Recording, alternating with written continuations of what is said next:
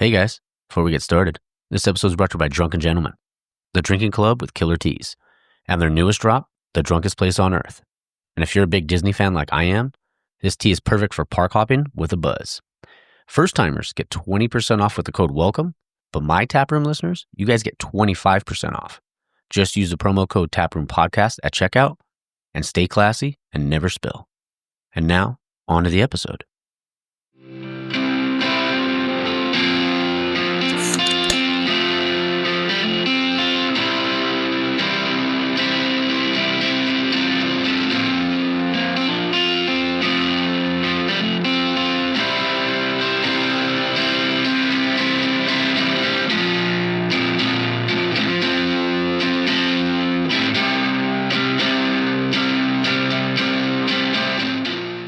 All right, and we're back. This is episode 124 of the Taproom Podcast, and I'm your host, Mike. Oh yeah, let's get into it. I'm super excited for you guys to hear this one. It's episode 124 with Barney Santos and Winston Goreen, and of Boulevard Market. Barney started Boulevard, a few years back, and it's been crushing ever since. But honestly, the entire place is awesome.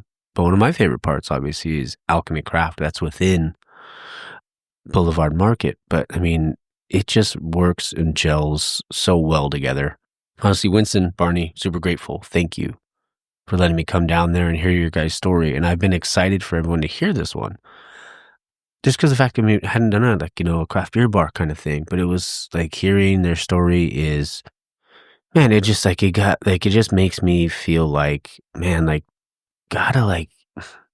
if you really want something, you can do it. It's just a matter of if having the wherewithal to want to do it, and to be able to not be afraid of, failing or things getting in the way or anything like that.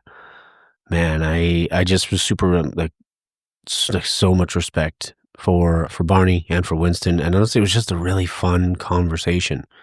I want to say we went around an hour 12, hour 13 maybe, but it was just so fun. And I've been trying to, even myself, and I know I've talked about this on the show, that talking to brewers, how it's never good enough and always wanting to evolve, and they can tweak little things and stuff like that. And that's, honestly, I've been feeling that way so much, especially the last couple of months. And I keep thinking, man, I don't want it to be stale. I don't want things to just stay the way they are. Could I have just, honestly, dude, I'm saying dude, whoever's listening, I could have gone to, any place and just rested on the same questions that I was asking. I could go on autopilot and be able to do that. Obviously, still have a great time and a great conversation, I feel like, but I need more, and I've always felt I even starting going back to the beginning. Actually, I don't want to get all into that, but I'll save that for episode 125, which I'm actually going to be, because it's the thank you episode. So I will talk about that. I'll be recording that with Luis in a couple hours. So yeah, it's going to be a fun one. I'm super stoked for this one though. I really am. And like I said, I can't say thank you enough to Winston and Barney. And honestly, though, they have such great stuff in there. It's off of Whittier and 6th in Montebello. I should have mentioned that earlier. I'm sorry. But we talk about it also in the episode. They have For the Win hamburgers or smash burgers. They have pizza. They have so many options. They have something for everybody there.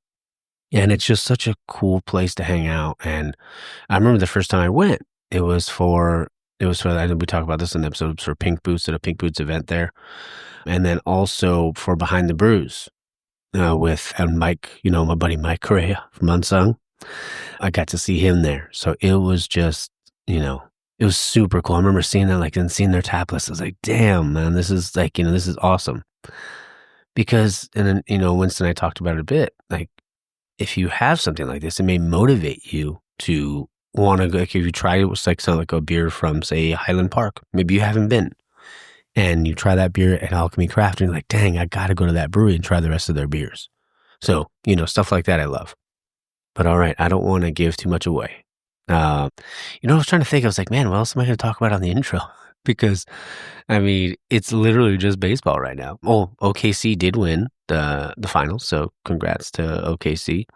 That sucks about Halliburton, but the NBA draft was the other day. But yeah, hockey's over, basketball's over. Literally, it's just. I mean, I love baseball. I do. I love baseball, but it's just like, I mean, I need something else. I need something else to watch too, But college football and NFL preseason just around the corner. It's gonna be a good time. Me and Art will probably have to do our LA_Brew Life. We'll have to do our picks again like we did last year. That'll be fun. All right, well, I'm gonna shut up now. So I hope you guys enjoy the interview with Barney and Winston, and you catch me on the outro. All right, guys, we're back in the tap room, and I'm your host, Mike, and I have two very special guests on the show today. I have Barney Santos and Winston Goreen of Alchemy Craft here in Montebello. If you haven't been, it's off of Whittier Boulevard and 6th Street. How's it going, fellas? Hey, man. Good. Thanks for having us on. No, cool. Thanks for coming on. Thank you, Mike. Nice meeting you again. Good seeing you. Exciting. I know. Just I was saying, it feels like you said it earlier, so it feels like I haven't seen you in forever. Yeah, I think less than 72 hours we saw you at the LA Beer Fest out on Long Beach. Oh yeah, it was such a fun day. Oh yeah, and it went. It's one of those beer fests where you're like, oh gosh, okay, cool. It's 11:45. It's 12, and then you look at the watch and you're like, it's 4:30 already. Yeah, it's like almost done. Where'd the time go? Yeah, once you hit that point, you're like, oh shit, it's almost over. I gotta get going. Try to beat the crowd out. Yeah, no, exactly. It was. Did you go by yourself? It was a good time. Yeah, I went for it was a Father's Day gift from my wife. Nice. So I was like, and you don't want to go, and you're gonna drop me off? I'm like, okay, win-win, no brainer, There it is. Yeah. Yeah, so we're here at Alchemy Craft. I love you guys do so much here. I love like the events you guys put on. Yeah. Tell me how it all got started. Yeah, so, my wife and I came up with this idea a while back ago, back in 2013, 14. Okay. We wanted to build a company to really give back to the community and build something. We were so tired of seeing the downtown of this city and other Latino communities sort of underinvested in. And we thought why wait for the McDonald's and the Starbucks and the big developers to come in and do 100%. Something? Why can't we do something? And that kind of sent us down a rabbit hole of data and research of who else is doing cool stuff. And we were really inspired by what's happening in Boyle Heights at that time. It was called this movement called gentrification, which were people from the community investing back into the community. That's awesome. Responsibly, and with intention. And we thought, well, what if we could do something like that? Build a company that could be like the catalyst for that. And so from gentrification came a company that we built called Gentify, right? Okay. So, and our first project was this Boulevard Market. So you're sitting now inside of what's called Boulevard Market, which was at one point a city-owned property. Okay. That was just empty, dude, for like 10 years, some more, I think. Wow. You go on Google, Google has those Google map images and you can look back 10, this thing has been empty for 10, 15 years, something like that. So it was an old carpet store, right? Loom carpet. Oh, geez. And in the corner, it was a bar, like an old school bar back in the day that mysteriously burned down. But from what I heard, it was a Mongols hangout. Oh, geez. And the bar owner was this old, crazy woman who was just hardcore. And mysteriously one day burned down. So I don't know, I don't know, right? Yeah. That's all I'm going to say. Yeah. Put two and two together. Yeah, right. So we built it. It took us 6 years to get this thing, to raise money and to get the city to buy in. And part of that process was, you can't have a food hall in the community without a bar. Yeah. The bar makes all this happen because it's just people want to hang out, have a good time, have a drink, hang out with their friends, their family. And then on top of that, the economics of beer and wine and spirits is actually a lot more better than just real estate. So economically, the bar allows us to do all the things that we do here in terms of programming and events and stuff like that. So yeah, that's basically in a short way, that's how we came up with this thing. That's awesome. Yeah. And for the craft part of it, the craft beer part, how did getting that part of it into it? I said, we got Angry Horse that right across the street. So. Yeah. I mean, Angry Horse is great. We opened, I think a year or two after they did. I think probably 2 years after they did, actually, because I think they're celebrating their 6th year and we're celebrating our 4th year this year. Mm-hmm. And yeah, I mean, we knew that it was going to be an important component of it. I mean, at first it was just beer. Yeah. Winston, we would talk about it before, and he was like, yeah, craft beer. And I was like, yeah, Winston's a big craft guy. Yeah. And I became one too, right? But my wife was the one who was like, you should have something else for like people who don't like beer. Of course. So we were like, all right, let's do the wine. Just to, the license is pretty similar to get a beer and wine versus just beer. Mm-hmm. And so we just did that. And not, with that process came the craft beer, which, we knew right away, like we have to have craft beer. That's like, we don't want to just have like Modelo and Bud Light. Nothing wrong with that, right? Yeah. Obviously some for the businesses that do have it. We just wanted to be a little more artisanal, and I think that was the case. Even though in the beginning they were asking us, they would give us money to build stuff, build our bar, or give us our fridge if we had Modelo or Corona on tap all the time. And that's promises. Yeah, that's compelling. But we were just, I think Winston also was very like, let's stick our guns. None of that crap. We don't want to tarnish our vision of like the craft beer empire. And I think it was the right choice, honestly. Yeah. Sure. I kind of want to go back a little bit. Evelyn and Barney have done an amazing job with building Boulevard Market, but I think the thing that's also great is that there's a lot of our family history here in Montebello. Awesome. My wife was born in East LA, and her grandmother lived in Montebello. My wife grew up in Montebello. My sister-in-laws are from Montebello. My father-in-law went to Montebello High School.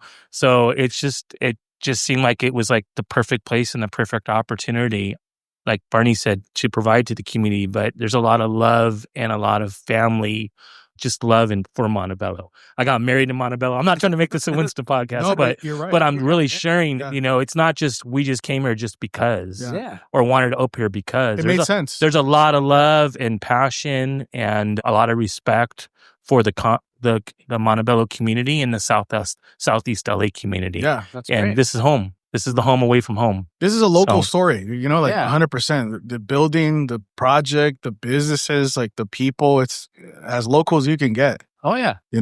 And I love that part of it. Like, because obviously you could hear the passion in both of your guys' voice. Yeah. But like, because I grew up in Pico for a lot of my life. Yeah. So I was always in Montebello when the warehouse music was over here. Sure. Way back when. So. At the mall, I would go to the mall. The mall was like the place to go to. Oh yeah. Yeah. And you would go to the mall and then you'd go catch a movie at AMC. Yeah.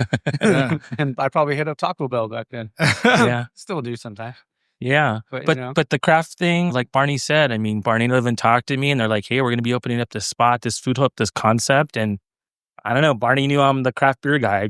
I've loved researching it. I love reading about it. On his own, too. Obviously, love drinking it. Yeah. More importantly, love connecting with people that are involved in it. And it's something it's not just something that's like, oh, it's craft beer. It's truly a passion for us. Yeah. And like Barney said, we really wanted to stand out in the community. We really wanted to bring independent craft beers to this community and beyond.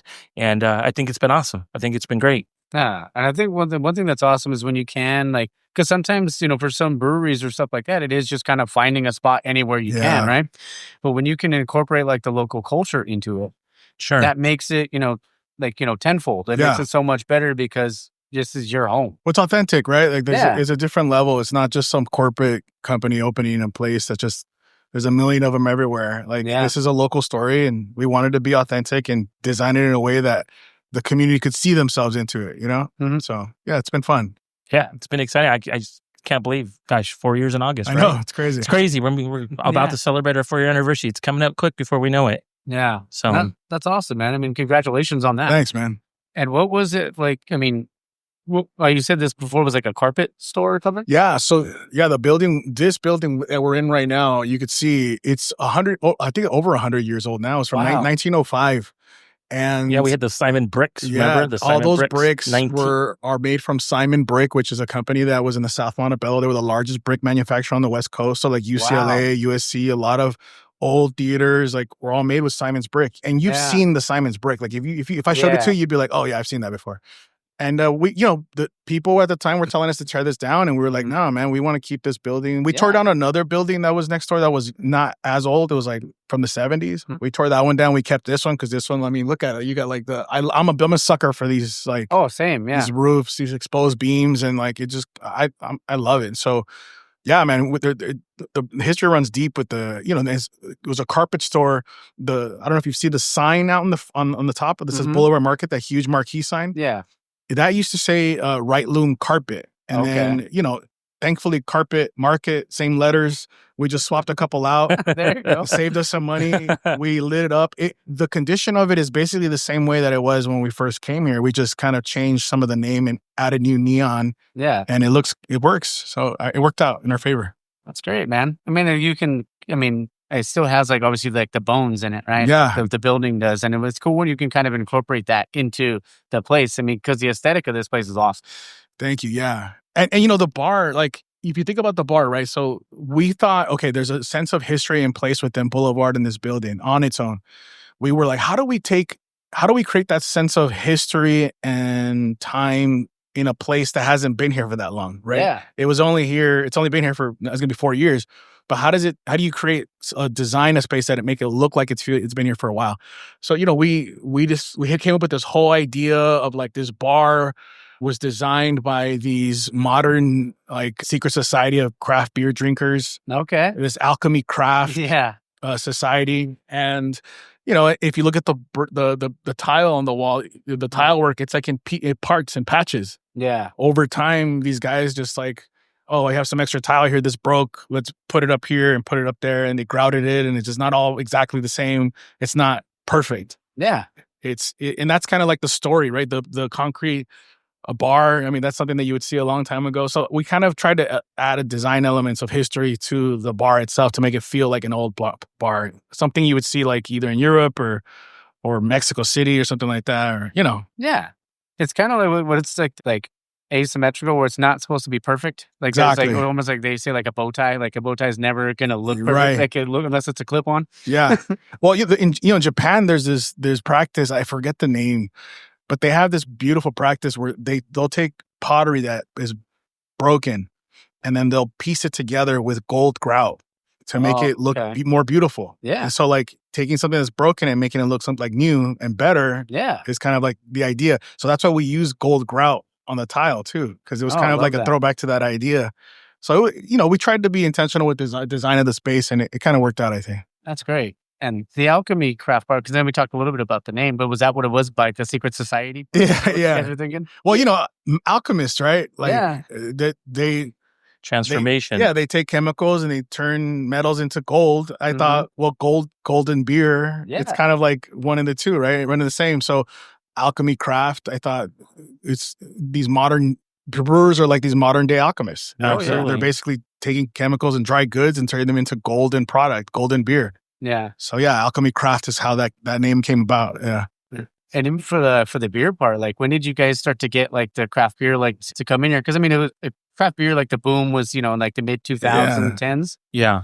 But I mean, like, I'm sure, was that like easy to reach out to people or just to get them to? Not in the beginning. Winston, that's been Winston's doing. I'm honestly he's been great. Yeah, luckily Evelyn and Barney have allowed me to take the lead on it. So, I mean, even like 3 months, 4 months before we're even open, I was reaching out to people, calling people, going down to their breweries, meeting people, connecting, building relationships, letting them know, hey, Alchemy Craft's coming. Hey, we'd love to have your great tasting beer at our location. This is what we're about. Yeah. And so it's just been something that we planned for, and and it's just been fortunate that, luckily we made it happen. And everybody said yes to you, right away? No. People are like, who? Alchemy who? So it took time, there were some breweries that put us on this, waiting list, and I respect that. And were you surprised? I was surprised by that. Yeah, I was surprised, but it was, honestly, it was something I could respect. There's a lot of great breweries that are out here in Southern California, and it's just exciting that they just don't want their beer everywhere and anywhere. Obviously, there's locations that might not follow like what the expectation is of the brewery to take care of their beer. Mm-hmm. Here we take that very seriously. Yeah. Fresh in, fresh out, ensuring our beer lines are getting cleaned. And us committing to the breweries that, hey, when we're going to bring in your product, we're going to tap it within 5 to 7 days. Yeah. If we're not able to do that, we're not going to bring it in. But anyways, I don't mean to get off the tangent, but I think just connecting and reaching out, I think going and meeting people in person and being in their location is a lot better than just sending a generic email or a text message or a voice message. Yeah. So that's what we did. We did that together, and we tried to get out to as many places as possible to introduce what we were planning on doing. And it's been great. It's been awesome. The craft beer world is very supportive, and, everyone looks out for each other. And it's been amazing just the amount of people that we've met in the industry. So yeah. Yeah, and the cool thing is you got 2 breweries, right? I mean, you obviously, we talked about Angry Horse, but then you got Brewhead just down the street too. Yeah, Augustine and Adrian and the whole family. I mean, they're our homies, they're our friends. They're definitely good partners of ours. They make great beer. Sure. Yeah. Oh yeah, definitely. But it's got to be great too, because you got the local places. Yeah, being able to bring in that community, whether it's in Pico or maybe even in Whittier, or over here with La Bodega and Whittier and Whittier Brewing Company. Yeah, but it's cool because it's all like, I always felt like Whittier, Pico, and Montebello are like just like they're all first cousins. I feel like, because everybody's like so close to one another. Absolutely, like city wise. Yeah, no, it's been good. We have a good mix. We rotate our tap handles weekly, bringing in the best of the best. New releases, limited collabs, from the best of the best breweries. But we also support local breweries like you talked about, Brewhead, Angry Horse, La Bodega, Norwalk Brew House with Ray. Oh, love Ray. Stuff like that. We don't want to forget about the small people. And when I say small, I don't mean like they're not important. Yeah. But just the smaller volume contract brewer or small microbrewery, we also want to bring in their stuff. If they're making great tasting beer, we want to have it here. And it's not just about the beer, it's also their story and what we can do to share their story with our community. Yeah, I mean, that was important for us, right? Like as an evolution of the brand, it was always like, okay, how do we put the beer and the brewers and the ownership front and center, right? And then we started talking about start doing tap takeovers, right? I love that. Yeah. And so Winston told me about this idea, and we're like, that sounds great. But even we started doing those, and even those didn't feel like we were doing what they're intended to do, which is to honor the brewery and showcase it. Yeah. We were missing something. Yeah, and so we talked about it. We were brainstorming. We're like, why don't we just do a panel and have a discussion, and let's make it more about like them and people getting to know them. Yeah, the behind the brews, right? Exactly. Yeah. So that turned into behind the brews, and it's been great. Honestly, like I think the brewers don't get asked to do that a lot, from my understanding. Right. They don't get asked to speak in front of people a lot of times, and so I think for them it's been great to kind of like get their message out to a newer community, to a newer customer base, and a lot of times, and it's been awesome to see Winston put that together. And I mean, how do you feel about it? It's definitely something that's exciting. At the end of the day, it's great to have their product and their great beer, but more importantly is to hear their story, their life beer journey, the challenges that they faced, and the obstacles, and how they got into the craft beer world, and then information and history of the brewery and their beers and how they come up with the names and what ingredients. I mean, it's been awesome, but and that's me, is like, I don't want to say I'm a beer expert, but I love craft beer, but it's been great to also allow our community to sit and hear that story from these different breweries, and then also ask questions at time and network with them. So it's been a win-win. It's been awesome. I think it's definitely took Behind the Brews has definitely taken it to the next level. Was there anything surprising you found, or? No, the only thing that, I found, that's sometimes interesting is sometimes brewers are okay with being behind the scenes and not really talking to people and not really wanting to be part of a panel. So that was kind of like a little eye-opening to me, but everybody has a different role within a brewery, right? You got your front of house folks, you got your brewers, you have, your business owners that are able to market and kind of be able to connect with people. And then you have your brewers that are like just making kick-ass dope beers, and that's all they really want to do. And they don't even like to talk about it. They're so humble. It's like crazy. I'll walk into a brewery and I'll be like, hey man, congratulations on the 3 gold medals at GABF and the silver. And they're like, cool, thanks. Thanks, man. And I'm just like, dude, I feel like I'm more excited about it than them, But that's how passionate I am about the craft brewer. Like, damn, but it's been great. It's been great to hear their story and for their story to be shared with our community, which has been great. Hey, it's crazy, like you saying that, because I mean, I've dealt with that too, because of like sometimes they don't want to, they're like, yeah, I'm not really into it. Yeah. But I'm like, okay, cool, no worries, but congrats on your stuff. But I mean, like you said, a lot of times there's still that's why I love brewers, and I love like business owners too, because it's never good enough. Yeah. Like you still always want to strive for more and more and more and more. Like, doesn't matter. Like you could win 3 golds, like you said, and then like, but I kind of want to change this beer just a little bit. Right. But, it's never good enough, and it's constantly evolving, especially like life, right? Yeah. So we're always wanting to do more. We talked about because obviously that's a collaborative effort. with you behind the brews. Yeah, every month we have the behind the brews. Yes, absolutely. I came for I came for a couple, but my favorite one was always Mike because I love Mike from Unsung. Okay. He's my boy. Yeah, Mike's great. Yeah, but when it comes to the food and stuff too, because I'm sure that was a pretty collaborative effort to try to get all the different food vendors that you guys have, whether it's inside or outside. Yeah. Can you tell everyone about that? Yeah, so we've had several iterations of the food. This is a food hall, so and just like any in hospitality, it's something hits, something doesn't sometimes, but I put a lot of effort on curation. Just like Winston, and we curates beers, curating the vibe. That's really our job, is to curate the vibe, right? As much as and protect it at all costs. So we're always trying to find, okay, what is the most, because we don't have a whole lot of vendors. We have 8 in total, including the bar. How do we create the most diverse and complementary curation of food where people will feel like they can get a little bit of everything in this place? And so it's always been that thought process. And who has a cool brand, and who would fit in this community? Because the truth is not every brand can fit in a food hall. And a lot of that has to do with the byproduct of the owners. Sometimes the owners are, entrepreneurs are interesting people. I've been an entrepreneur for 20 plus years. I was the director of entrepreneurship for Cal State Los Angeles and ran innovation teams at Unilever.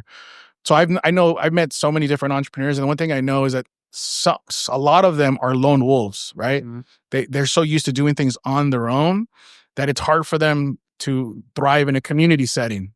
And so when you put them in a community setting, sometimes they're not able to. What do you mean I can't do this? I this is the way I want it, And so it's always finding the right founders and the right brands with the cool logos and the cool way that they communicate and the right type of food is tough. But that's the work.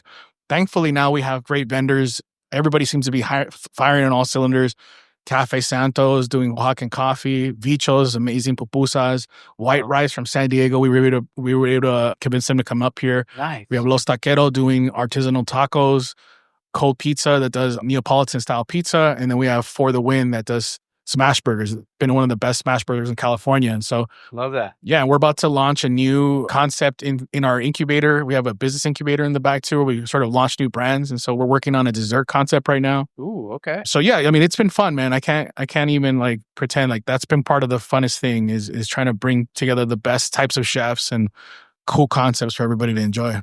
Yeah, and that's great because then you said somebody can maybe not be feeling burgers, but then they could want 100%, and then you can have a little bit of of everything, and then you have a Santos. I'm gonna say fucking fantastic craft beer selection. Yeah. So you can't beat that. You can't really. Honestly, I think the pillars of a food hall, you gotta have burgers, you gotta have pizza, you gotta have beer, and you gotta have good tacos, and then all the other stuff just adds to the extra flavor to it. Yeah. So I think it's been great. Yeah, and to your point, I think the great beer is just another layer of okay, cool. I can have a great beer from a great award-winning brewery. Yeah.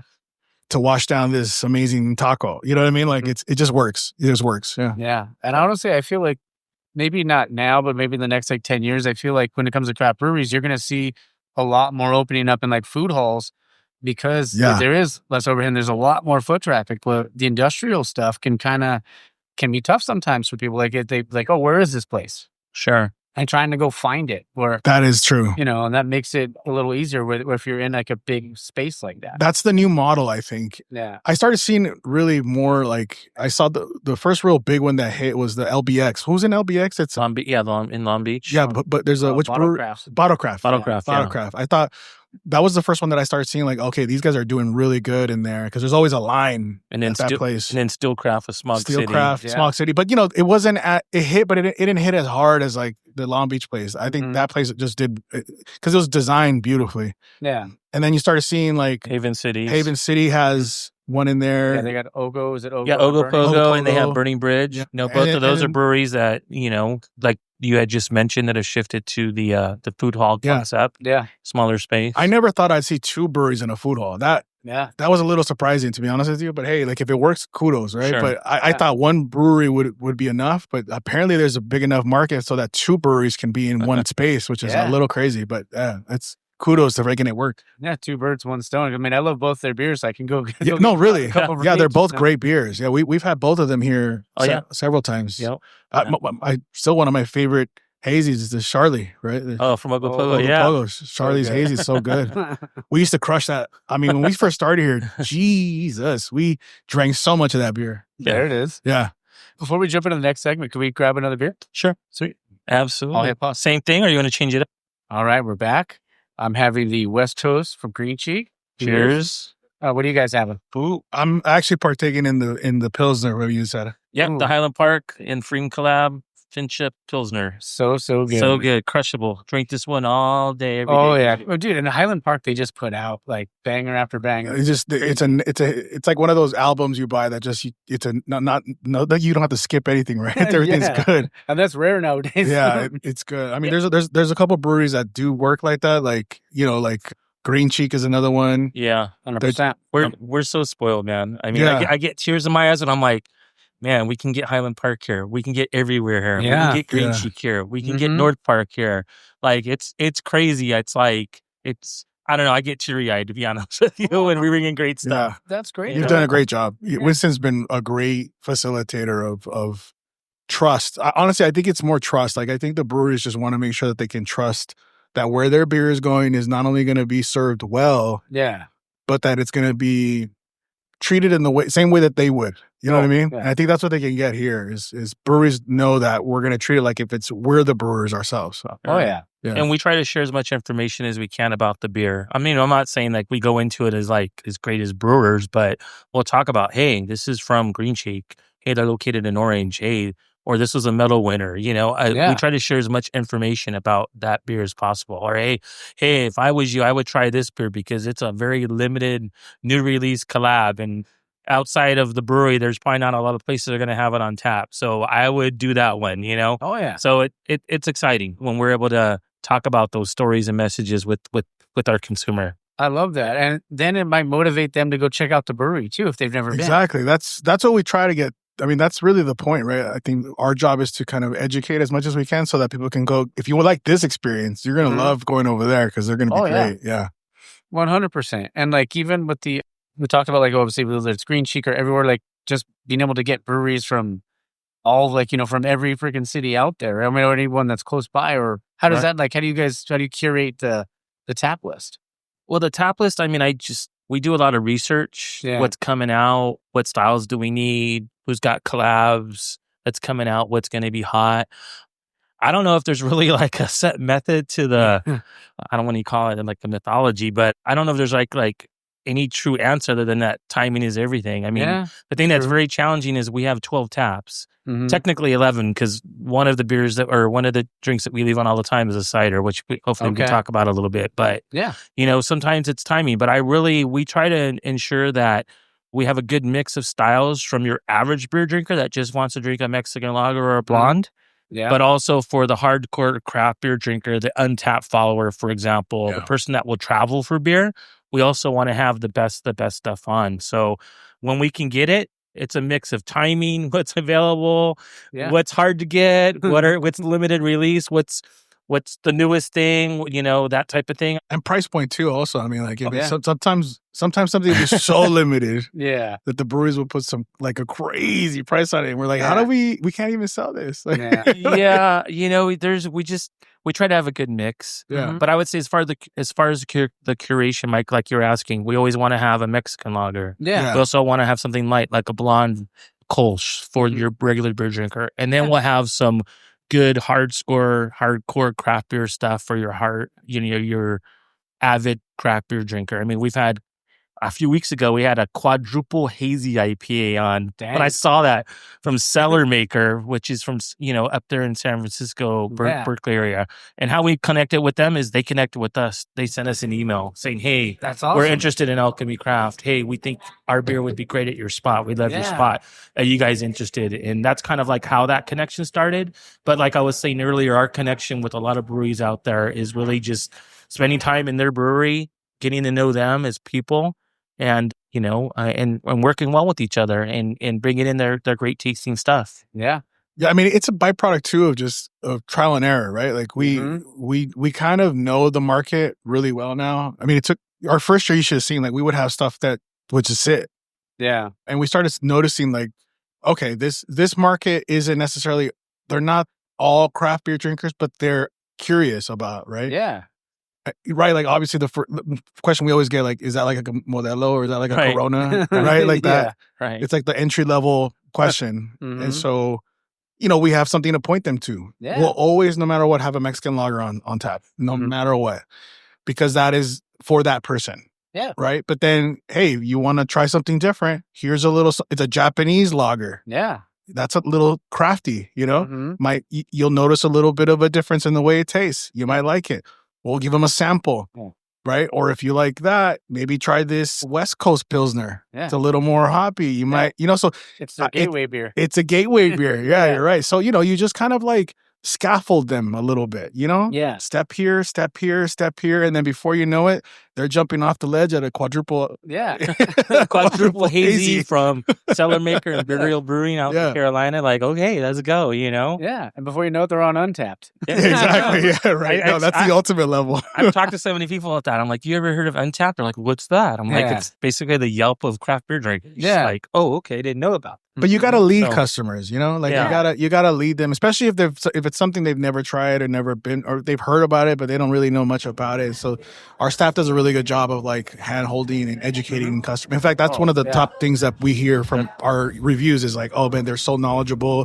They gave me good recommendations. We try to get people to pair our beer with like, what are they eating? Like, oh, you're eating, like pork belly. You might want to try this. This is really good with that, And so it's been really good. And like, Winston said, like seasonally too, like we'll always bring in a stout during the holidays. Of course. One of our favorite stouts doesn't exist anymore. The horchata stout that we used to love from Pacific Plate. Dang. We used to love that drink. And customers would always ask for it. Like, you guys going to get it this year? You're going to get it this year? And so, unfortunately they're not around anymore, but we still always want to have a stout during the holiday season. 100%. And like I love what you mentioned about the beer education part, because that is so important, because if you can guide someone along their like journey, like to getting into craft beer, finding their gateway, because usually it's like Mexican lagers or blondes, right?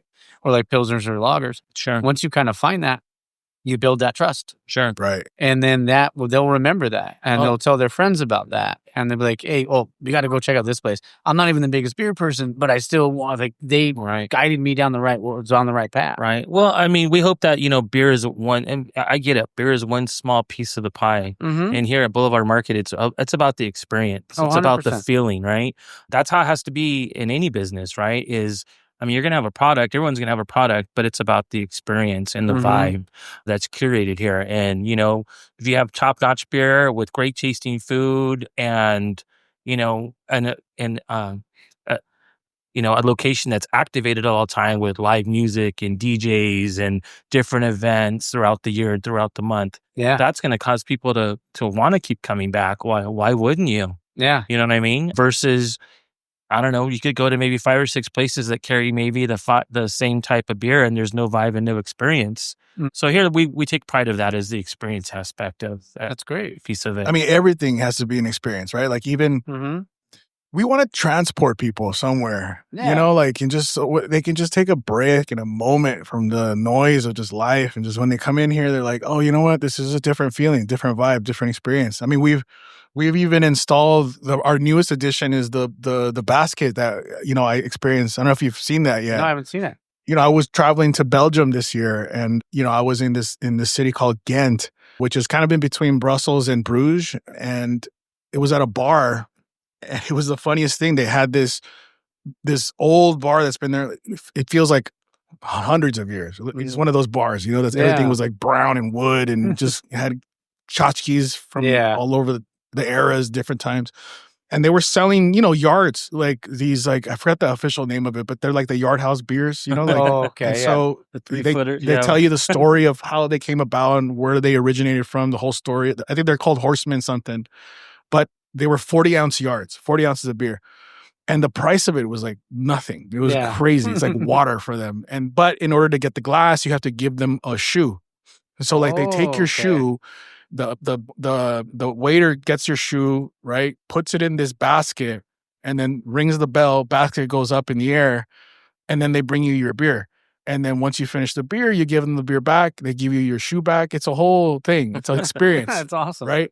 I was like dumbfounded, and everybody in the whole place was just like with their cameras out watching this basket go up with their shoe. And I thought, wow, that is so dumb yet so awesome at the same time. You know, like it's amazing. And so I thought, let's do that here. Yeah. So we did just that. We put up a basket. You see it right in front of. I see it it's now, right there with a bell. Mhm. We got boots. We got German style boots with 32-ounce pours. So you basically it's 2 beers. You know, Okay. give us a boot, we'll give you a boot. Yeah. And people have been having fun. We haven't been marketing and promoting it because we just kind of want people to discover it organically.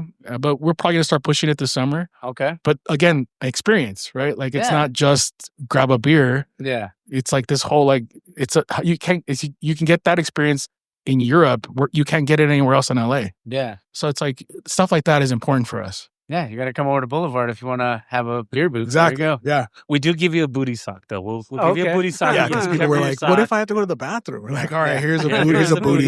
Here's a booty sock. So Love that, man. Next segment I wanted to bring up was it's called the 4-pack. sure. So we can go back and forth for questions, but Yeah. whoever wants to start. So the first can of the 4-pack is what's one beer that never leaves your fridge? Ooh. So we're talking personal. Brand Yeah. or style. Oh, just either one. I mean, you can pick like be specific if you want to, or you could just say like a West Coast. Man, it's so anything for me, clear beer. Anything that's clear beer and hoppy. So give me a Okay. good Pilsner, give me a good lager, give me a good West Coast. That's all me, baby. Okay. You Love know, it. Same. that's all me. And we're so spoiled out here. I can everywhere all day. Yeah. You know, Green Cheek, Highland Park, Yeah. Ism. I mean, come on. Yeah. Isn't you it know? great that Pilsners and lagers are back? Yeah, Absolutely. man, that's Yeah. crazy that they weren't as big as they are now. It's Yeah. like, And I even love saisons. Yeah. I mean, saisons. I go into a place and they have a saison. I'm like, sweet. You don't Yeah. really see that much. Oh, 100%. You know, so that's what gets me excited. So a good mix. Now during the COVID days when we're sitting at home, Yeah. there was a lot of hazies going on. I think I got Yeah. I got burnt out on hazies, but I'm a clear beer West Coast guy. There you who go. used to make that really good farmhouse saison? Was that Celador? Celador, yeah, they had make that really really good good, stuff, yeah. naturally conditioned stuff. Really, Yeah. and they spent a lot of time. It's like artistry. Oh yeah. Oh, I mean, yeah. their They make stuff good is stuff. top notch. Mhm. Yeah, I mean, you know, I'm like Winston. I like crushable stuff. You know, Yeah. I gravitate towards pilsners and Mexican lagers. That's kind of like my go-to. I think right now, what is the last beer that Ray made? It was the Agua de Oro Mexican Agua de lager? Oro. He just did a batch of So Agua de good. Oro. Dude, I have a 6-pack in my house. I just there it is. I love it. It's such a good crushable beer. I think my favorite Mexican lager is probably the Maíz El Chingon. Maíz Chingon from El Barrel- Maíz Chingon from Barrel Barrel and and Stave. That's a really, because they have that maíz flakes in it. It just has this little extra flavor that I really like.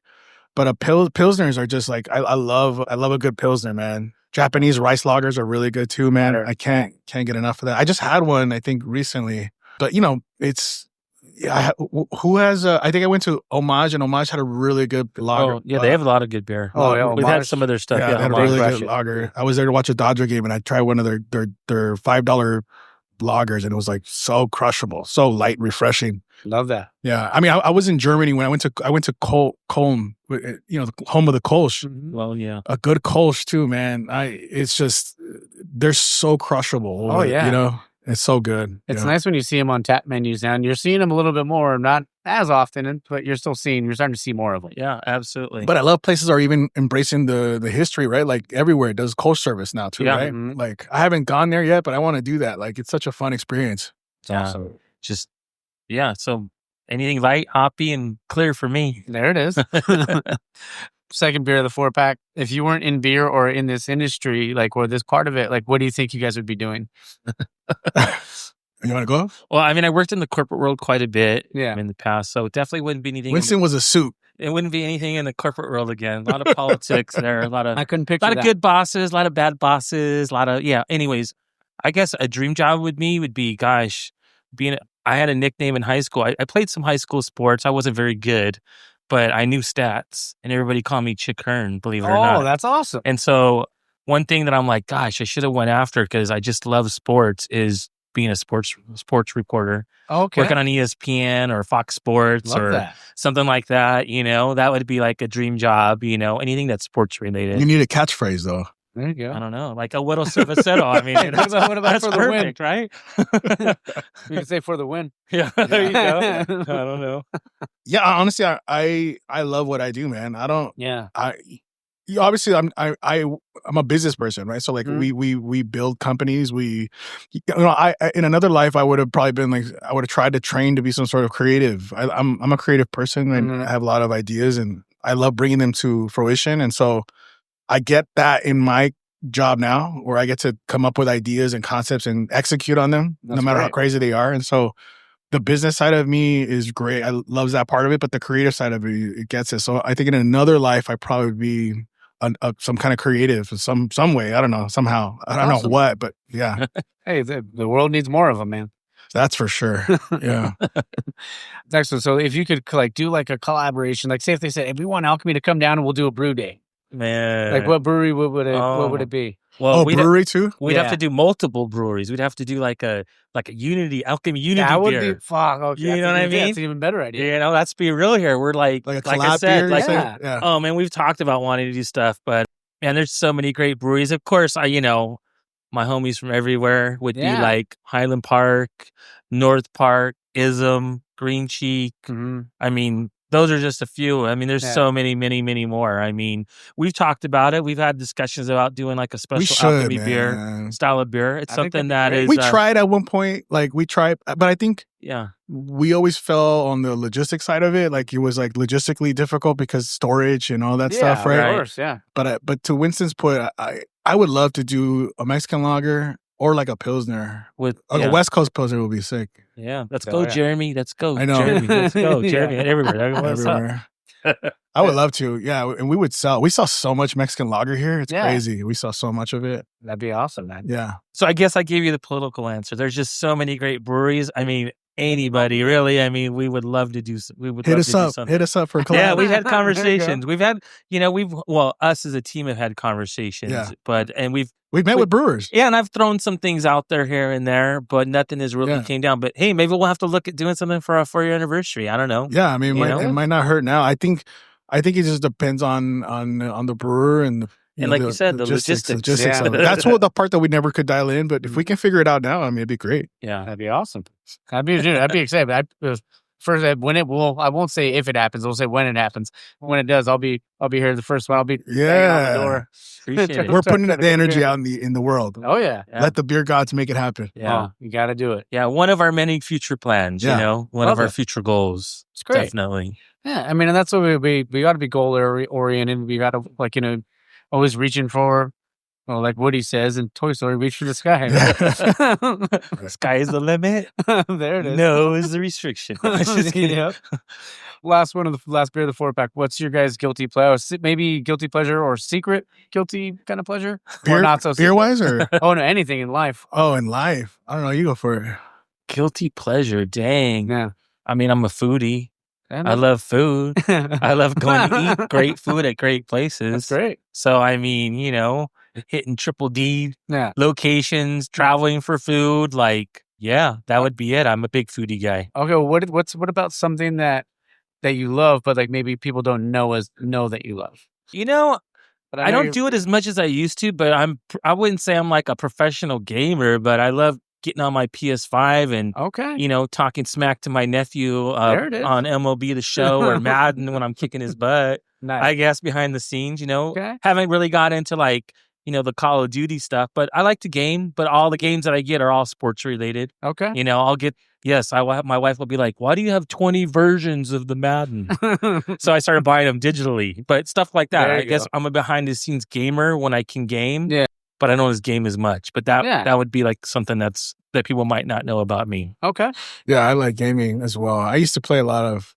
In grad school, I used to play UFC a lot, like every night. That was like Weren't you in a league, bro, or something? I was in my own. We made a league, kind of we were like that, bro. It was like we practiced, like we had practice people, like people. They were all ranked, like real ranked people. We would all practice like on how to play. But I think for me, I don't know. I think guilty pleasure. Like it's some people that don't know, but I'm a big I love carrot cake. Okay. I'm a big carrot cake guy. Here at the bar, dude, my obsession, my guilty pleasure here is that Mexican lollipop, like the frozen Mexican lollipop. Oh, the slushy, Man, it's so good, dude. I just I had one the other day and I was like, damn, I was only supposed to have half. And then I drank 2 of them. I was like, dude, they're so good with like a watermelon rim on it. There it is. Yeah. Tell everyone about it. Yeah, you can't go wrong with that. That one we keep on the menu all the time. Yeah. We do rotate weekly on all of our beers, but that particular cider has just always been a hit since we put. I still remember the day when it was all wood frame in here, and the sales reps came out for samples, and the Mexican we knew right away. Popped it and we poured it and we were like, that's gonna hit. I think we looked at each other and it was just like this. Like, and as soon as the customers like this is so perfect for us. And then when we got it on tap, it's like just the perfect cider. Like people just love it. We sell so much of it, it's crazy. I think as an item, it's one of our top sellers, like as an item. Yeah, and then we do a slushy version of it, Friday through Sunday. So people love that as well. Nice little watermelon chamoy with watermelon sugar on it. They love it. And I know Honest Abe loves it. They're Southern California's first, cidery and meadery out here. They're the ones that make it. Yeah. And it's been a hit here. We've kept that one on the menu all the time. It's always been great here. I feel like it's, hopefully, I think we'll always have it here. I think customers would not like it if we didn't carry it one day, but it's always been good. Right. Yeah, for sure. And we were talking about like that one and like in other beers, like we talked about a little bit about food pairings, but like what are maybe some of your favorite ones that you've had here with like a beer, like with a beer or cider? Sure. Yeah, back in the day, my favorite pairing honestly was a stout with the pork belly tacos. Ooh, okay. So there's something about the richness of a stout, that kind of like coffee, with pork belly that Los Taqueros makes. That to me is such a great combination. It probably would go well with any kind of like rich protein, but that combo, to this day, I'll do that. Like if I'm here, during the winter time, it just got to be the right time and season. Sure. It just hits different in my opinion. Oh yeah. Yeah. Yeah. For me, I would be like anything light with some great tacos from Los Taqueros Mucho. Okay. Or obviously pizza. I mean, come on. Yeah. Oh yeah. Pizza a lager beer, and a pizza. It's like their brother and sister. Let's go. You can't have a great beer without pizza and vice versa. Yeah. And there's just so many options. And then the other one that I really like to drink is something very light. Would be with Vichos, with their chicharron and yuca plate. Okay. When people are like, chicharron and yuca, they have that? Yeah, I'm like, yeah. Get it. It's bomb. It just brings back like childhood memories for me, like that Sunday pork roast dinner with that crackling skin on there. And that's how their chicharron and yuca plate is. That chicharron, it's crispy on the outside, nice and moist with a nice light Mexican lager or blondale. A lot of people know Vichos because of their pupusas, but their chicharron plate is so good, and their steak fries are so good too, man. Steak fries are so fire. Yeah, they are fire. It's crazy. Yeah. So yeah, I mean, there's a lot of different avenues of mixing stuff up. It's just those are the favorites right there. That's great, man. Yeah. I mean, and what's cool too, like even, people, when you guys do the behind the brews or have the panel, because I think one of the other panels I came to was the women in beer, the pink. Sure. Oh, we did the women in beer.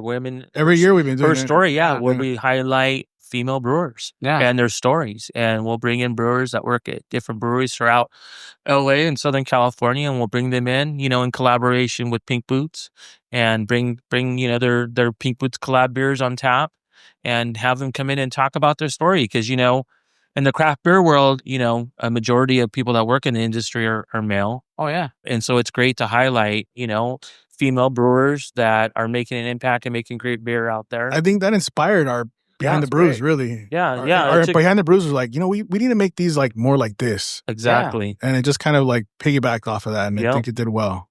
Yeah. So it's just great. Again, sharing the story, the journey of that individual person and that beer, the people behind it. Oh, yeah. So, and like you said, like, getting more females involved. I mean, it's always, if we can motivate one person to get out there and just to try, for that matter. Oh, because man. I know sometimes I'm sure like it's so intimidating. Yeah. And at least initially, maybe. Sure. Yeah. Yeah. I mean, I would imagine, being female and, being not Caucasian. I mean, the majority of people in the craft beer world are Caucasian white guys like me, And so it's good to have diversity in the industry, but it's great for the other people that come out, the young girls, the young customers that are interested in brewing and being in the industry, hearing their story, and hopefully it allows them to like want to be involved in the craft beer industry if that's what they're really passionate about. Oh, 100%. So, yeah, so we do that every year. That's been great. Behind the Brews events every month. I mean, there's so many activations here. It's crazy. I mean, this week, for example, on Saturday, we're having our 3rd annual Eastside Pride event. Fourth. Sorry, excuse me. Dang, that's right. I can't do my math right now. 4th. Go ahead, Barney, on that one. No, yeah. I mean, it's, we have our tentpole events that we have all throughout the year, and Eastside Pride is one of them. Again, all these stem from like the community just reaching out to us and be like, hey, can we do this? And one person did that 4 years ago, saying, hey, we want to have representation in the community, and we're like, yeah, let's do it. Yeah. So it's been a great. It's one of my favorite ones all year round because it's fun. It's just fun. That's great, man. Yeah. I'm always curious too, because obviously, like, everybody has their own challenges, whether you open up a brewery or you're opening up, just your own space. What like kind of hurdles or challenges did you kind of face along the way? Yeah, that's a good question. I think, aside from business challenges that just happen, like I think at the end of the day, really the biggest thing is just making sure that because if you open up a space and you tap into the right market, the right audience, they come to you, right? Oh, yeah. Like you just have to let them know you're there. But here it's always been just about like making sure that we have the right curation of beer, we have the right curation of wines, that we have the right curation of like mixed drinks, that the product is good, and then it all makes sense, and then our staff it buys into the culture. We invest so much in our culture. Like, it's great. That was the one thing my wife and I, when we first opened this thing up, we were just like, we want to have a place that we want to work at, that people want to come to, that would hang out there when they're not working. And that's what we did. Like our staff comes and hangs out here when they're not working. Yeah. Or like that you would want to go to. Yeah.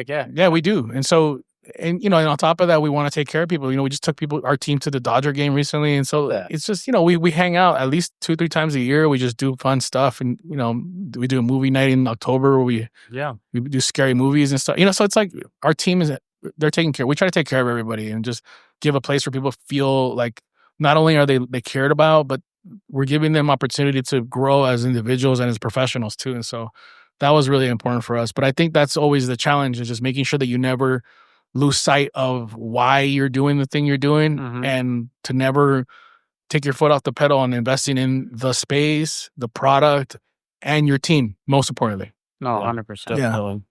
And have you ever thought about, I mean, I don't know if this is like maybe opening up a second kind of location? Yeah. We're in the process, actually. Okay.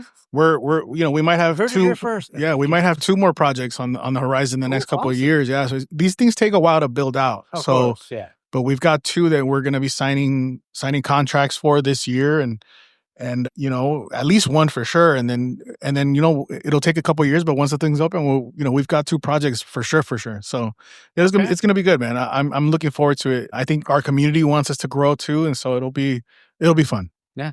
You're gonna have to double up on those keg orders. Oh, absolutely. Oh, yeah, that's not a problem. Hey, the more the merrier. Yeah. And then we've also been focused on our catering. Oh yeah, that's right. Yeah, thanks for that. Yeah. Yeah, I mean, we do exclusive concessions. Like we do concessions for theaters. Yes, we do the Nimoy Theater, Westwood Village. We have a contract with UCLA, and so Royce Hall too on campus, and I still don't think they know I went to USC. I don't know. I know when Barney sent me the text, I was like, yes. He's a big UCLA guy. Yeah. So we always talk a lot of smack with each other. But he actually went to USC. I didn't go to UCLA. That's right. But I think that opportunity has been really fun. I mean, we love catering to new markets, and we've been doing more catering. In July, we have summer festivals that we do with the City of Bell, where we do beer gardens for them for their parties. And we just did a 5K for the City of Bell also. So, it's been fun getting the staff loves to do that stuff. They love to go out and like sell beer in different locations. It just changes it up for them, Yeah, absolutely. It's awesome. If somebody would say like that came to you, they're like, hey, when I love your establishment, I want to open up my own place. Like, what kind of advice would you guys give? Make sure you have a lot of money. Yeah. Capital. Yeah, capital is the thing, dude. The thing that closes so many businesses is the lack of capital. And it takes marketing. Yeah, it takes marketing. Yeah, never take your foot out the pedal in marketing. That I feel like that's the lifeblood. But a lot of people will have enough. Maybe they'll save up enough money to open, but they don't have enough runway to grow it. Yeah. And that's important, you know. I didn't take a salary the first year. I didn't make $1. Even though this thing was doing well, I didn't see any money that first whole year.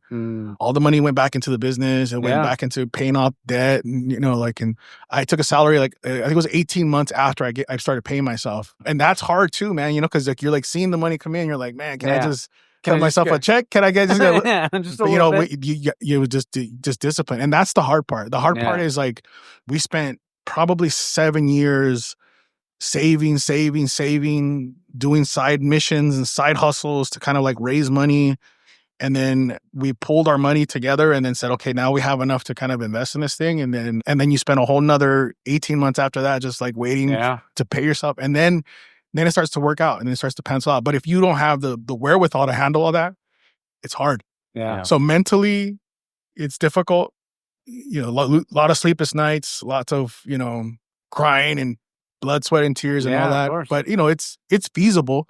You just have to have capital. Capital helps a lot. It helps a lot. And then like Winston, eloquently put, marketing is so important too, man. You just gotta have an authentic sort of conversation with what it is that you're trying to do.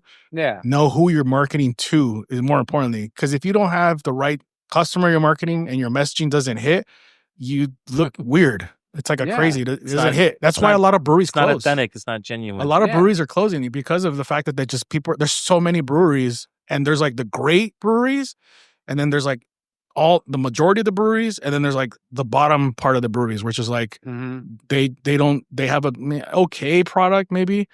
They're in bad locations most of the time. Yeah. And then they just don't know how to communicate and market to companies, and so to consumers. And so you notice like Highland Park and these. Someone think that's a bad location because it's like out in the outskirts of LA, but you know, people will, and there's no parking, right? People go out there. What's the other place that has no parking? Benny Boy. Oh yeah, horrific parking. Yeah. It's the worst, but it's always packed. It's LA parking, so it's always packed. It's LA parking, right? So they know how to market. They have these great, like I think they do like a chicken ship bingo. Yeah. Like, they have great events, dude. Yeah, you know? They're like great they're space. The best at marketing. Yeah, everywhere. Great brand. Yeah, you know, got good parking. Like it's So it's a combination of all that, man. I don't know. What do you think? I mean, I think as far as challenges, I think I would just say, you know, I've learned a lot with working with Barney and his wife. He's educated me a lot. You know, I was never a business owner, was never really an entrepreneur. Yes, my goal and dream one day would be to have my own like tap room and stuff. And it's been awesome to get this experience, but I've learned so much from them because I see it and I hear it. And it's the most important thing is I see it. And it's, again, he's spot on. If you're not marketing properly, but more importantly, if you're not genuine and you're not connecting with your community and your customers, I mean, we really, again, we take pride in making sure we have those conversations.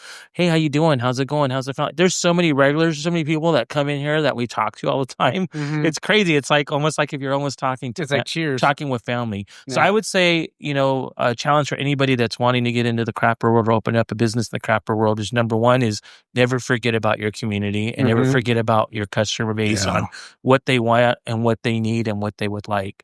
And then more importantly, number two is making sure you have the best team possible. Yeah. And, you know, and what I mean by the best team, it's not always the best team that has all the experience, but it's the best team that vibe together. Yeah. Respect each other. Coachable, man. They're coachable. Hunger, They feel comfortable in sharing their ideas and their opinions to us so we can make changes and modifications. And I guess the more important thing is just always spending that time to listen to your team and connect with your team and hire the best of the best. Not just so much on experience, but again, there's a lot of attributes. So I think more importantly is having the best team, a team that you can trust, a team that's going to help share that vision. And number two is connecting with the community and your customer base. Yeah, community is so important, man. So many places say that they're about community and then they just kind of fall flat when push comes to shove and the community needs them. So, I mean, are you really there? You know, so. Yeah. And that's, I mean, communities, families. Yeah. I mean, and what's better than family? Exactly. Right. Well, except maybe beer. Or beer with your family. Beer with your family, too. But I mean, like, you know what's great, though? Like, you get to make connections, like especially I feel like in craft beer, like, I would say like 90 to 95% of the communities fantastic. Sure.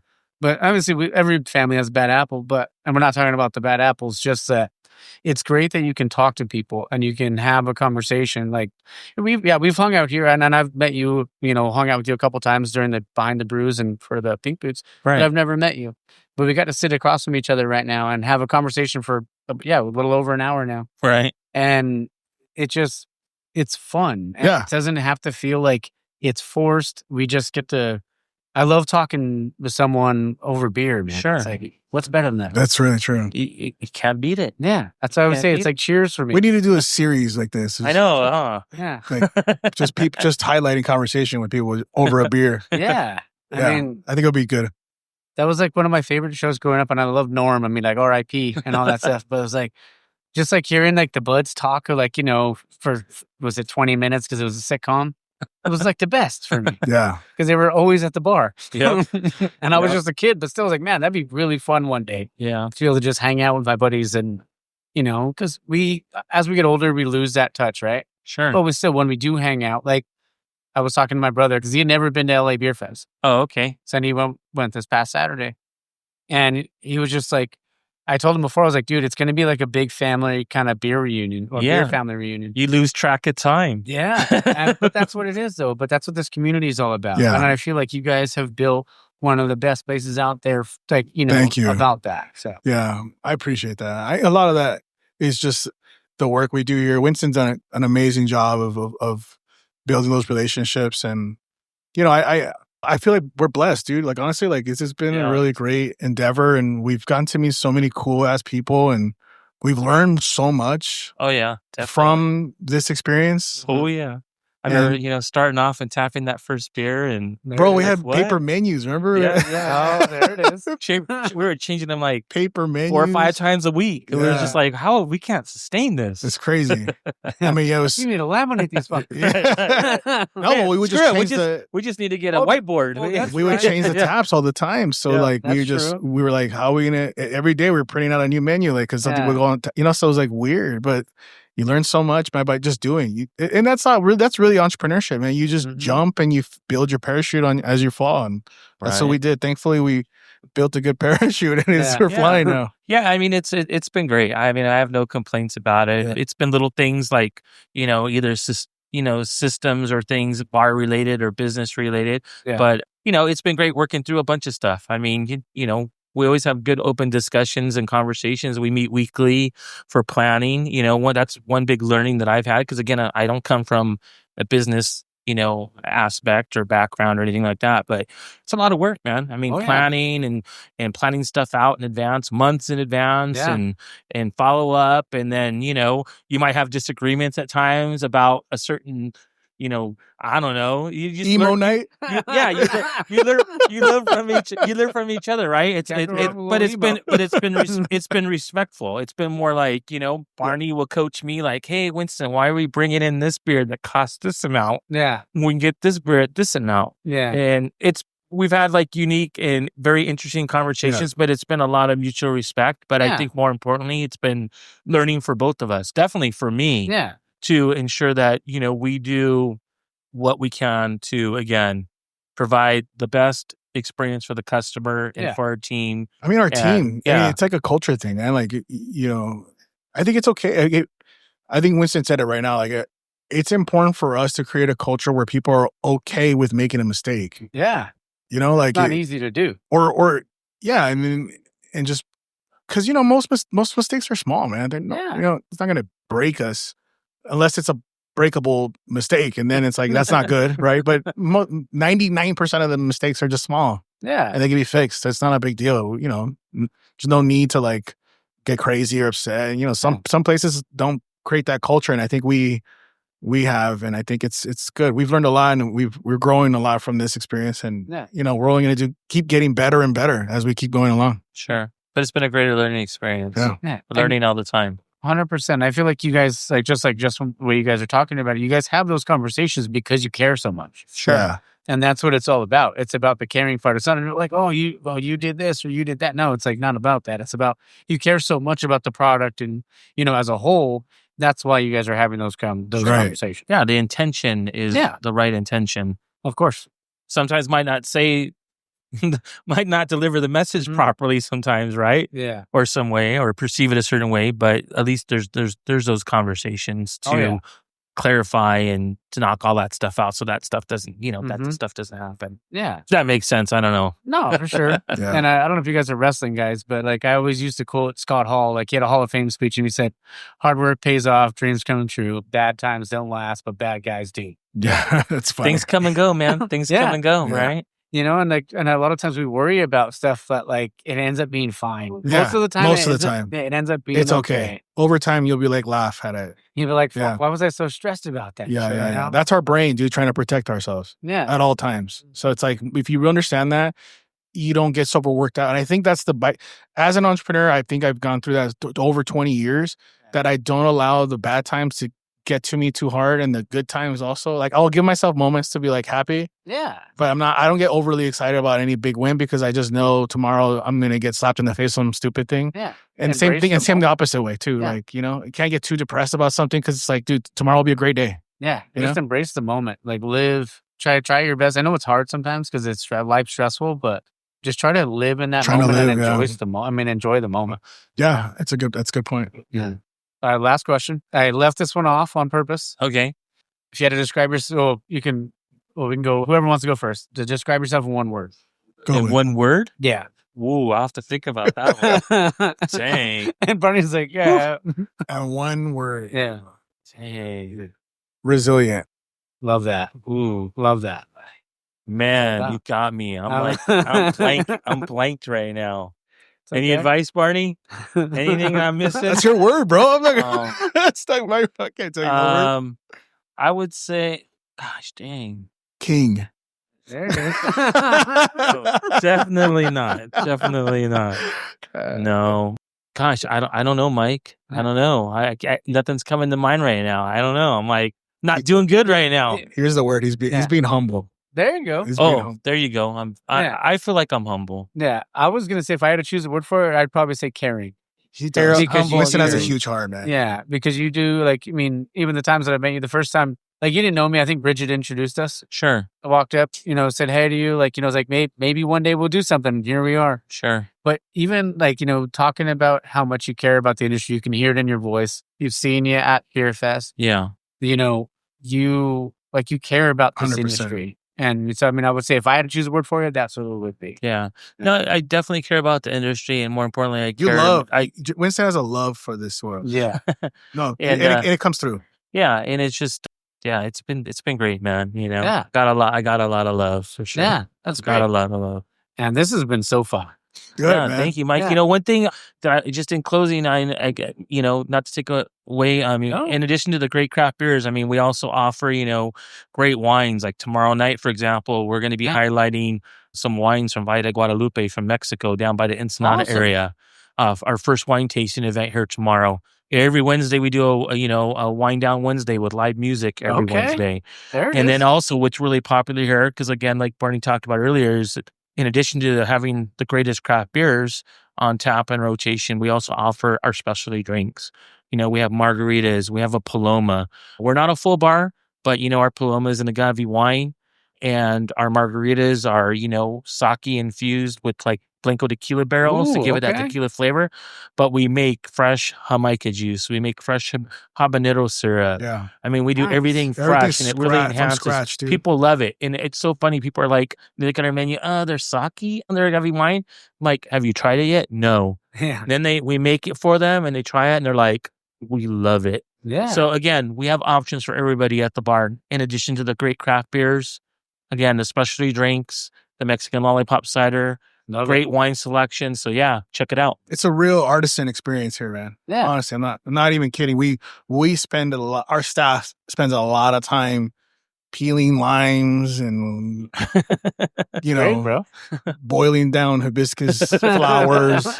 It's a labor of love, dude. But you could taste it in our product. Yeah. You could taste it in our product. Oh, of course. It shows that you care. Yeah. Going back to the care part. Yep, absolutely. Do you guys have any events coming up?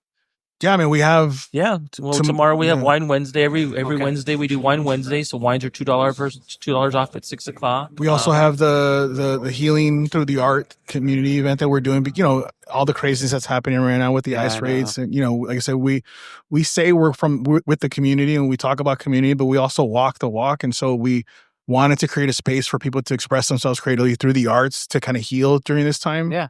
So that's tomorrow, in addition to the Valle de Guadalupe or Wind Down, and then Saturdays are East Side Pride. Yeah, I think at the end of the month too, we have the foam party for kids. Yeah, we have the Mommy and Me foam party. Okay. And then on the 26th, we're actually having our Behind the Brews event, our monthly event, with Common Space Brewery. Oh, awesome! So they're going to be out. Who's it going to be? So Derek will be out. Common Space will be out. Derek and the team, and hopefully a few of the brewers. Yeah, I was hoping Andy was because. So they came hard last time we had him here a couple years ago. It's been overdue, but we're excited to have them come out next week, and then in July we're excited to have Everywhere here for like the 4th time. Awesome! It's actually the day before their 3-year anniversary or 4-year anniversary. One of their anniversaries, I forgot which one, but they're going to be here the day before for the Behind the Brews event in July, and that's the day before their actual anniversary that they'll be celebrating at their location. So we're really excited about that as well.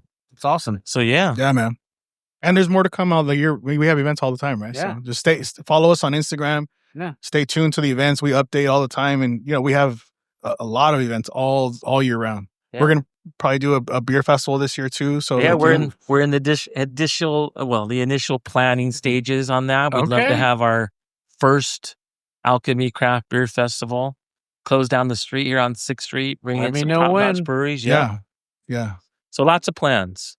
I'm in. So cool. Awesome. 1,000%. Cool. Great, man. Yeah. Well, Mike, man, thank you so much for having us and stuff. This has been flipping off awesome. I can't believe that we went over an hour already. I know. That's one thing I love about it, man. We can sit here talking, just time flies by. It doesn't feel like it's forced. It just, we're having a good time. Sure. Yeah. Absolutely, thank you, brother. Man. No, thank you guys. Cheers. I mean, I'll get this all taken care of and we'll have another beer. Yeah, absolutely. Cheers, fellas. Cheers. Thank you, guys. Thank you. Make sure you guys come down off of Whittier Boulevard and 6th Street in Montebello, down the street from Pico.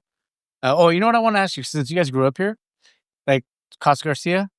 Oh, yeah. Really good. Yeah, it's like one of my favorite places. Super good. Yeah. It's their green chile, right? Green chile. Yeah. That's so good. I was talking to Lulu and Zeke about it. Yeah. I'm sure they eat there a lot too. Oh, yeah. I try to I'm getting older now, so I'm like, maybe I should slow, but full pedal to the metal. It hits. Yeah. And that meat is so good on nachos, on burrito. You put on anything, it's good, man. Oh, yeah. You've had it, right? I mean, for sure. That's good. For sure. My first house was in Pico Rivera when I got married. Oh, there it is. This guy lived down the street from Tommy's. King Taco, dude. Oh, King Taco. When I was pregnant, it was King Taco. Dude, King I Taco still time. go for breakfast. I'll get tamales in the morning sometimes. Tommy's tamales? No, those are bomb too. I've never tried them, dude. People tell me they're good, though. I just I'll get them without the tomato. I mean, I'll just take the tomato off, but I mean they're bomb. Yeah, my wife Evelyn likes the chili from Cronies from East LA. Oh yeah, there's a Cronies. It's off of Whittier actually. Yeah, it's going towards East LA. It actually is East LA. Yeah, you haven't eaten at Cronies yet, Mike? No. Oh, that's an East LA. That's a staple in East LA. Chili cheese dog with that chew snap. Ooh, I'm down. It's good, bro. Bomb. Yeah. You know what I love near that way is Allen B's. Oh, Allen B's is bomb. Their shredded beef Lupe's burritos bomb. Lupe's is great. Yeah. Damn, my mouth's watering. Man, come on now. Yeah. What are you doing to me? My bad. No, but I haven't been to Allen B's in 5 years, so I need to go. It's been forever. But now thank you guys again. Sorry, I know we went on from it's all good. My brain started going. I started thinking about more food, but I appreciate you guys and thank you. Keep doing what you're doing. Obviously, you're killing it. I mean, this is an amazing space, an amazing place. Like I said, Whittier and 6th in Montebello, Angry Horse across the street too. Come down and support. Thank you, man. Sure. Cheers, thanks, guys. Mike. Appreciate it. Cheers, brother. Cheers. Salute again. Cheers. All right, guys. I hope you guys enjoyed that. Like I said, thank you again, Barney and Winston. If you guys are ever in the area, you gotta go. You gotta check it out. Get some food. Get some good beer. And obviously, they know about the boot now. So you gotta go get a boot, but you gotta give your shoe, man. So be ready for that. Oh, that's awesome. So let's see, what do we got coming up? Next week will be the thank you episode. Then episode 126 will be the the Boomtown episode, and then it will be the Old Stump episode. Sorry, it's like 7:45 in the morning right now. Yeah, super stoked for it. Also, what else we got? So this next couple weeks going to be crazy. Next week's the 4th of July. Then the week after that, I will be in Georgia for work, trying to get a couple recordings while I'm out there. That should be good. Also, Superman comes out that week. Stoked. Let's see. You know what? Yeah, I'm going to do this. A friend of mine, someone I know, created or started their own flower business. And you can do this if you guys want to go and follow. That would be awesome. And just to help out, I mean, and if anybody out there listening loves flowers, or wants to buy flowers for someone, or go to anything like that, it's Bloom. It's on Instagram. It's Bloom Creations by Veto. So it's Bloom Creations by, and then VERO. If you go give a follow or anything like that, just to help support anything like that, that'd be great. Also, one more thing here. Wanted to mention that shirt's getting close. The LA Craft shirt's getting close. Super stoked about that. So when it is, I want to try to put together a cool reel or whatever. I'm trying. But yeah, well, I'm not really working. I'm not the artist. My brother is the artist, so he's working on that. Gosh, there was one more thing. Oh yeah, also going to shoot some Taproom Tales. If you haven't seen the latest episode, would be cool if you checked it out. Maybe leave a like, comment, maybe share it, to your story or something on Instagram. All right, I'm going to shut up. I need to make some coffee because it's getting close to that time. I got to head out. I got to stop by Louis Liquor in Azusa, California to go pick up a couple beers, because we're going to, for next week's episode, for 125, we're going to do we're going to take it back, a couple cracker brewskis, give a few reviewskis, and it'll be fun. I haven't done that in a while. I think the last time I did that was with Hannah Banana.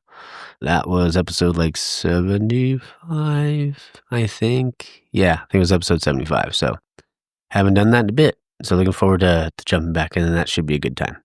All right. Well, hope everybody has a great day. Should be a beautiful Sunday, a great week. And don't forget to support local, drink local, and find your beer. Cheers.